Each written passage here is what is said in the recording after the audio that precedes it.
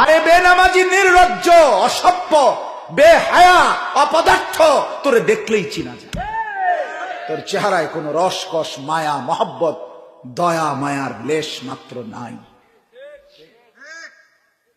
এত বড় মালিক, সাত আসমানের মালিক, সাত জমিনের মালিক, কুল কায়নাতের মালিক, আমার অস্তিত্বের মালিক, আমার মাথার তালু থেকে পায়ের নখ পর্যন্ত ভেতর বাহির যার হাতে, যার ইচ্ছায়, যার সিদ্ধান্তে আমার চোখের পলক পড়ে, আমার হাত নড়ে, পাও নড়ে, আমার হৃদয়ের স্পন্দন, হৃদ স্পন্দন চলে, আমার নিঃশ্বাস আসা যাওয়া করে।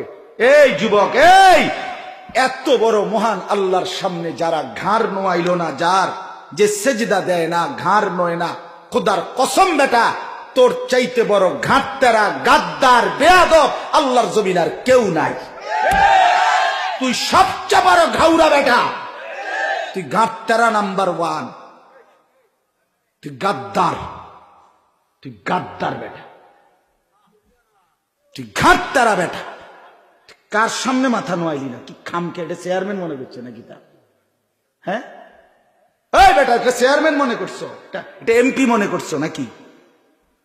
এত বড় মালিকের সামনে তুমি